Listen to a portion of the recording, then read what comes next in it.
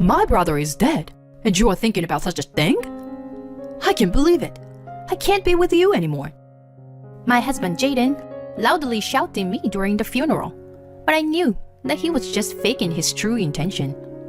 His body smells of perfume, just like his dead brother's wife. I want a divorce. Divorce me immediately. Okay, let's get a divorce then. My husband was stunned for a minute when I accepted the divorce easily, but gradually he began to grin. He probably thinks he can be happy with his dead brother's wife now that he's divorced from me. That's not that easy. I whispered to myself so that no one could hear me. My name is Stella. I live with my husband Jaden and my mother-in-law. My parents already passed away and I have no siblings.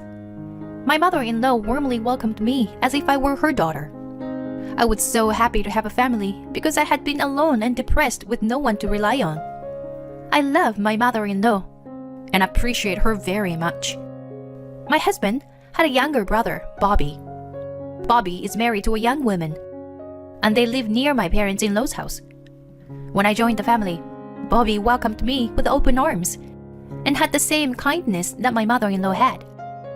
We live close to each other, so my brother-in-law's family and our family sometimes travel together. I was very happy with my new family, but those happy days were coming to an end. One day, my brother-in-law Bobby was rushed to the emergency room. I left work and was rushed to the hospital. In the hospital room, my mother-in-law was crying. I sat by her side and asked about his condition. He seemed to have passed the critical stage, but the doctor told us that it was still too early to tell. I held my mother-in-law's shoulder and encouraged her that everything would be okay. Still no sign of my husband or my brother-in-law's wife. I wanted them to come as soon as possible because my mother-in-law must have needed them too. My husband was on an urgent business trip, but it seems he's on his way to the hospital now. But my mother-in-law is at the loss. The fact that she can't even get in touch with Bobby's wife, Karen. I'm wondering if there is any way to contact her. But there was nothing we could do if we couldn't get in touch with her. We just kept waiting and waiting. I wonder how much time passed. Suddenly, we heard footsteps approaching to the hospital room. It was my husband and Bobby's wife, Karen. He explained the situation and brought her to the hospital too. And brought her to the hospital with him. I was glad that they were able to meet up with each other. I was so relieved. But then, I felt a strange sensation. My husband, he smells different. Oh, is he wearing perfume? But I knew it somewhere. I looked over and saw Karen holding my brother-in-law's hand. A few days later, my brother-in-law passed away. The wake and the funeral had gone without a hitch, and things had settled down to a certain extent. I noticed that my husband was taking care of Karen in a very friendly way. It is true that she must be in more pain than I am, because her husband just passed away, and she probably needs a lot of emotional care. However, she seemed to be very close to my husband, and even seems to be having a good time. I found myself doubting their relationship when her beloved husband was gone, and I felt intense self-loathing. I guess I have just a bad way of looking at things, and that's how my husband takes care of the situation. Besides, it would be better for Karen to be happy than to be depressed. I thought about it and stopped thinking about it after that. But maybe I should have thought about it more carefully. After a while, my husband made a shocking revelation to me. There's something I want you to hear. I was folding laundry at the time when my husband said that. I stopped and faced him because he was talking to me with such a serious look in his eyes. I've been missing something ever since my brother passed away. It's a wound that won't go away. Even when I'm with you, it wouldn't heal. I was shocked, to be honest. I thought I was taking care of my husband in my own way. I was trying to do for him what my mother-in-law did for me. But that didn't seem to be enough. It hadn't been that long since my brother-in-law passed away. I was trying not to show that I was upset, nodding and listening to the rest of the story. But I've met someone who makes up for that. Yes, you see? It's Karen, Bobby's wife. She, too, said losing her husband and left a hole in her heart. I think there are some things that can be filled only by those who have lost someone they love. The wind has changed. I have a bad feeling. I try to deny in my heart that it couldn't be true, but to no avail. The love of my life was my brother's wife, Karen. Please, divorce me. My head was spinning. What the hell is he talking about? At that moment, I remembered what had happened at the hospital. My husband was on a business trip, and Karen was out of touch. They showed up at the hospital together, smelling the same perfume. Karen is my destiny. I know that now. We just met in the wrong order. That's why he was so obsessed with her. You've been planning to do it for a long time, haven't you? That's what I found myself saying. What do you mean? Are you saying I've been having an affair for a while? I came back to myself in surprise at my husband's fury. I explained to him how I had thought that, even though it had come out of my mouth unconsciously. But the more I told him about the perfume and how friendly he was taking care of her, the more I said, the more I was laying out the allegations of infidelity. My husband felt attacked and his mood soared. He showed his displeasure and made it clear to me. We're still grieving, and you're talking about such a thing? I can't believe it. I can't be with you anymore. And my husband left. The sight of my husband's back as he left, and the fact that he told me that I was not his life partner. The accident and the shock hit me at the same time, and all I could do was cry. It was so painful that I felt like I had to do something, or else I wouldn't be able to handle it. I picked up my brother-in-law's belongings. Bobby was into taking photos and kept a neat album of his photos. I opened it to see a picture of us on a trip together. The happiness in the photo is no longer here, and that I may have destroyed even the possibility of feeling it. All I can feel is sadness. As I flip through the album and look at the various photos, something slips through the cracks. It was an envelope. A few days later, my husband and I ended up divorcing. When my mother-in-law learned about my husband's story and his intention to divorce, she cried and apologized to me. I am so sorry for my stupid son. I know you will be happy, Stella. Even though we are separated from each other, you and I are still family. So if you ever need me, please call me immediately. My mother-in-law was always being good to me, and she has nothing to apologize for. Making such a kind person cry, I was sad than anything to leave my mother-in-law. I moved out of my parents-in-law's house and started living alone. I lived alone before I got married, but I am irresistibly lonely. However, such loneliness only lasted for a while. 2 months later, I got a call from my mother-in-law. Apparently, my ex-husband and Karen moved out on their own. Because of this, my mother-in-law had too much space in her house. She's thinking of getting rid of it and starting a life on her own. But she moves out, she won't have any friends in the neighborhood to rely on. She asked me if it was okay for her to move to a place close to me. Hearing my mother-in-law's voice, as she spoke with a sad smile on her face, I suggested that we move in together. At first, she was reluctant to do so, but I convinced her that I couldn't leave her alone. In the end, we bought an apartment and moved in together. Since we started living together, we became more like real mother and a daughter than ever before. These days went on for a while.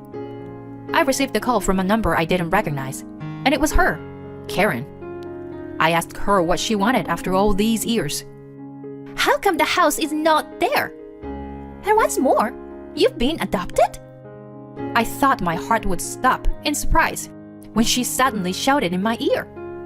There is now another building in the place of my parents-in-law's house that my mother-in-law sold. Since she sold the land, it is not strange that there is a new building there. Also, the adoption was proposed by my mother-in-law when we decided to move in together. The exact opposite of when we suggested we move in together. And I was initially reluctant to ask her to go that far. But my mother-in-law said she wanted to be a real family, and I didn't mind. So I agreed. However, the fact that Karen complained about it made me think that she was also after Bobby's inheritance, which was inherited by my mother. Soon after my mother and I moved in together, it came up many times that Karen might have married my ex-husband for Bobby's money. And now that she had already inherited his fortune, but we managed to keep the rest. I opened my mouth, knowing that the time had come. I don't deserve to be told what to do. We're not family anymore. I want you to be thankful that I didn't ask for alimony for the affair. If that's what you want, I'll ask for it. My ex-husband told my mother that he was divorcing me, and she declared herself insulated from him. Karen seemed a little taken aback by my response, but regained her composure and retorted. You had accused Jaden of adultery, even before we were together, hadn't you? You made him want to leave you. You should be ashamed of yourself. Huh. What if I told you I have proof? Her response is so predictable that I counter with a bit of a snort. Silence flows from the phone. I found that letter. Yes, the envelope. That came out of my brother-in-law's photo album the day my husband left me. The letter was filled with his grudge.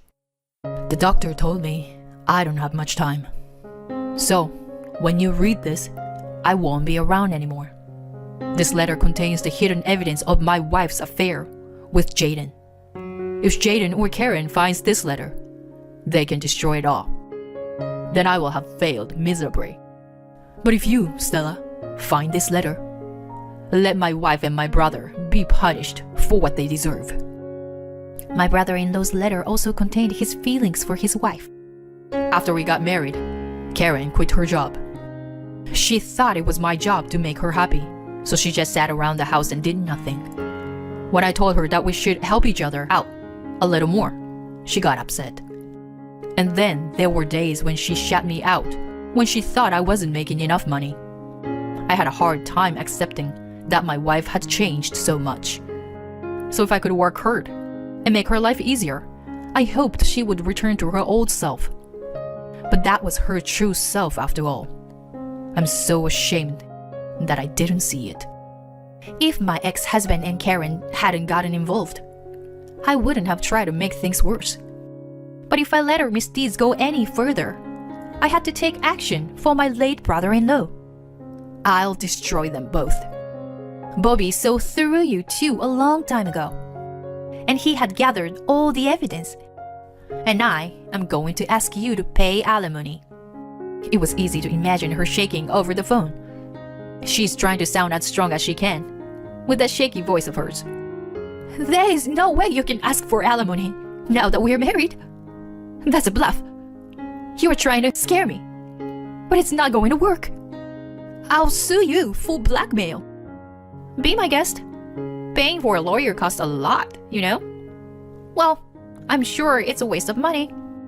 You seem to have studied the division of property, but you didn't learn about adultery. So naive. You thought Bobby didn't know anything about it, did you? I didn't flinch at all. Then she hung up the phone violently. Later, I filed a claim for alimony with my ex-husband and his new wife through a lawyer. After a while, my ex-husband contacted my mother. Apparently, he wanted to leave Karen and live with my mother. Karen's original bad character, combined with her anger at being charged with alimony. She seemed to be doing pretty much whatever she wants to do to my ex-husband. My ex-husband's voice is so tired. It's hard to believe they were newlyweds. Like my late brother-in-law, he failed to see her true nature. It's amazing what blood can do to you. I'm sitting next to my mother, talking on the phone. Come on, Mom. I didn't know she was like that. I can't live with her anymore. I just want to be with you and my Stella again. What the hell? You're the one who said she wasn't the one and left. I won't allow a man to hurt my daughter. I won't let you live with us. If you are really sorry, you'll first pay the alimony. If you do anything to me or Stella, I'll call the police. No, Mom. Please. I can hear the pathetic voice of my ex-husband on the phone. But he is, after all, my mother's own blood. She couldn't forgive him, so she gave him mercy. If you really can't pay the alimony, I'll pay it for you instead of a living will. In exchange, you must forego all inheritance after my death, and never to appear in front of us again. My ex-husband had no choice but to accept my mother's last act of mercy. We never heard from them again. My mother and I still spend time together. When we are happy, we rejoice together. And when we are sad, we comfort each other. And if we have a bad day, we've strengthened our bond enough to be able to clash with each other. Bobby, I've got your revenge. I still remember my brother-in-law. Although we are not related by blood, now I have a strong bond with my mother, and we will live happily together as a family.